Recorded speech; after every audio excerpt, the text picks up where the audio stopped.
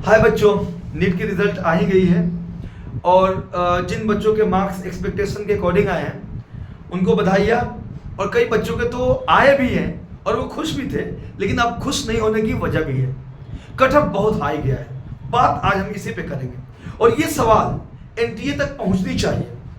हमारे देश में हर इंस्टीट्यूशन अकाउंटेबल है, तो एनटीए क्यों नहीं? अपनी मर्जी।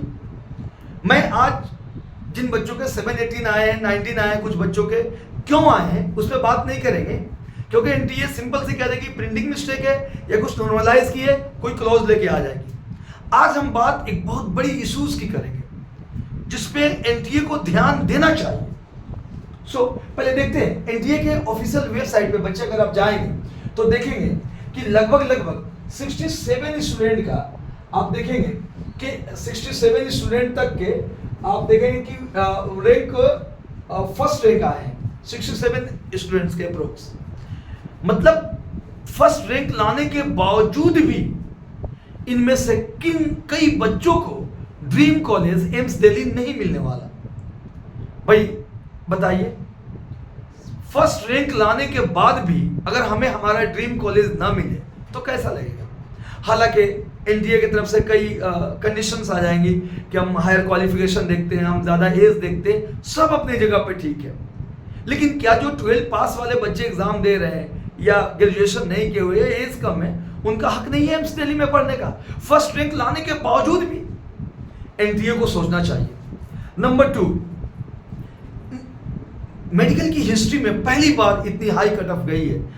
मैं बता दूं कि मेरी भी कई स्टूडेंट हैं जिन्होंने बहुत बेहतरीन मार्क्स लाए हैं, ये दे आर नॉट श्योर, तब भी वो कंफ्यूज है। देखिए एक बच्ची का रिजल्ट मैं शो करना चाहता हूँ। ये बच्ची पिछले साल मेरी ही स्टूडेंट है, 600 मार्क्स लाई थी। इस बार इसने मेहनत की, बहुत मेहनत की, समझ सकते कितनी मेहनत की होगी। और इतनी मेहनत करने के बाद इसके 652 आए। जानते इसका रैंक कितना है? 652 मार्क्स है नीट में, रैंक है 27,651। Still she is not sure कि उसे गवर्नमेंट कॉलेज मिलेगा। ये तो अल्लाह का शुक्र है कि ईडब्ल्यूएस है तो थोड़े चांसेस बनते हैं, अगर जनरल होती तो कहीं से नहीं चांस बनते। बताएं 720 में 652 ला के भी चांस नहीं बन रहे, ये किस तरह की अनसर्टेनिटी है? मेरा सवाल है एनटीए से। ऐसे ही और भी, ये तो मेरी दूसरी स्टूडेंट है, पर शुक्र है कि इसने अच्छा स्कोर किया है, लेकिन इसकी ख्वाहिश थी, इस बच्चे ने स्कोर किया है, आप अगर देखेंगे इस बच्चे ने स्कोर किया है, एरिश खान नाम है, 660। तो अब इनका रैंक है 20,934। इतने में तो लेडी हार्डिंग मिल जाया करती थी, बर्धमान मिल जाया करते थे। इसकी ख्वाहिश भी थी कि हम दिल्ली में ही पढ़ेंगे, लेकिन अब शुक्र है कि कम से कम इसे ऑल इंडिया कोटा से मिल सकता है सीट। पर इतनी मार्क्स लाने के बाद, और भी बहुत स्टूडेंट है जो ये स्टूडेंट्स है 671 आए, चल इनके तो मिल सकते हैं, इनको मिल सकते हैं 673, इनको भी मिल सकते हैं। लेकिन क्या आपको लगता है, मैं बात एक्चुअली मैं 652 पे करना चाहता हूं, ऐसे कितने बच्चे हैं? इतनी हाई कट ऑफ जाने की वजह क्या है? सुनिए दोस्तों, सुनो बच्चों, और इसको शेयर करो। इसकी 2 ही फैक्टर हो सकती है या 3 फैक्टर मान लेते हैं। पहला, या तो क्वेश्चन का लेवल बहुत ही कम रहा होगा। दूसरा, या तो बच्चे बहुत ज्यादा पढ़ लिए होंगे। तीसरा, जो बहुत ज्यादा पटना में पेपर लीकेज का मामला चला था, टाइम्स ऑफ इंडिया ने इसे पब्लिश भी किया था, हमने इस पे एक वीडियो भी अपलोड किया था। हो सकता है कि वो लीकेज का मामला कुछ सेंटर तक महदूद ना हो और वो कई लोगों तक पहुंचा हो, हजारों की तादाद में पहुंचा हो, सर्कुलेट हुआ हो, और उसने कट ऑफ को हाई कर दिया है। जो बच्चे ईमानदारी से ये मार्क्स लाए हैं उनका क्या? एक बच्ची हमारी 630 मार्क्स लाई है, 630 मार्क्स लाई है। एक बच्ची हमारी है, बच्ची ने कहा है कि सर आप मेरा नंबर शो नहीं कीजिएगा।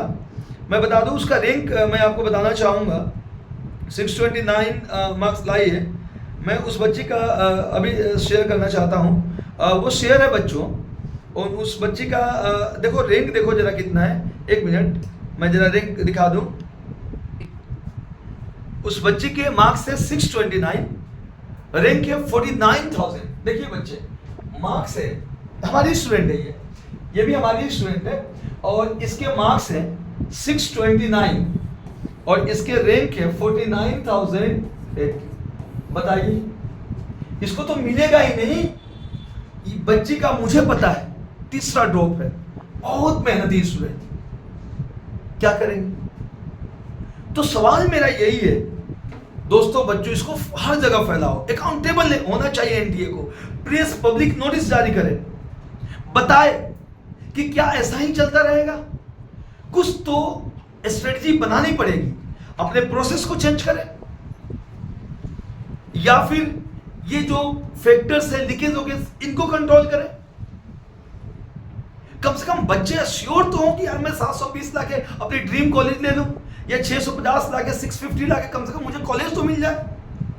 ऐसे तो कोई भी बच्चा बायो लेने से पहले कई बार सोचेगा। एनटीए को बहुत बहुत और बहुत ध्यान से सोचना पड़ेगा। एजुकेशन पॉलिसीज में चेंजेस आ रहे हैं, यहां भी चेंजेस आनी चाहिए, और कोशिश करनी चाहिए एनटीए को एक क्लियरिफिकेशन देनी चाहिए, एकदम क्लियर कट, कि इसमें क्या इशू रहा है और आने वाले वक्त में हम किस तरह हैंडल करने जा रहे हैं, ताकि कॉन्फिडेंस बढ़े बच्चों का भी, हम जैसे मेंटर्स का भी। ये तो कोई तरीका ही नहीं हुआ। मुझे तो लगता है कि आज़ादी से पहले जो सिविल सर्विस के एग्जाम लंदन देने जाने होते थे, और वहां पे सिलेक्शन इंडियन लोगों का बहुत मुश्किल होता था। कहीं आने वाले वक्त में ये एग्जाम ऐसा ही ना हो जाए कि 12 पास आउट के लिए बड़ा मुश्किल बन जाए। इस पे लाए अमल, इस पे स्ट्रेटजी तैयार करना होगा एनटीए को। एनटीए पब्लिक, मेरी डिमांड है, एनटीए पब्लिक नोटिस जारी करे, सही रीजन बताए कि इतनी हाई कट ऑफ की क्या रीजन है, और उन बच्चों का क्या जो इतने मार्क्स लाए हैं, फर्स्ट रैंक हासिल किया है, फिर भी उन्हें उनकी ड्रीम कॉलेज नहीं मिलेगी, और आगे वो क्या करने जा रही है, ताकि ये सब इश्यूज ना आए। और वो जो सिली मिस्टेक हुआ है कि 720 में 718 आ गए, जाने कैसे आ गए, उसको भी क्लियर करे। अकाउंटेबल होना चाहिए एनटीए को। बच्चों साथ दो, शेयर करो। मैं जानता हूं कि किसी की बात को नहीं सुनता है, पर नहीं, हम ऐसे देश में है जहां अकाउंटेबिलिटी बहुत जरूरी है, सुनना ही पड़ेगा एनटीए को। वो बच्चे जो इतनी मेहनत करके ये मार्क्स लाए हैं, और मान लीजिए 1% भी अगर सर्कुलेट हुआ हो पेपर और बाकी ने भी लाया हो, तो इनजस्टिस है ना, कुछ तो करे एनटीए। और अगर कुछ नहीं तो कम से कम एक पब्लिक नोटिस जारी करे कि अगले साल के लिए क्या स्ट्रेटजी बना रही है, ताकि हम कॉन्फिडेंस मिले सारे बच्चों को, सारे गार्जियंस को, पेरेंट्स को, टीचर्स को। सब लोग हैरान और परेशान हैं, और सोशल मीडिया पे तो भरमार पड़ी हुई है।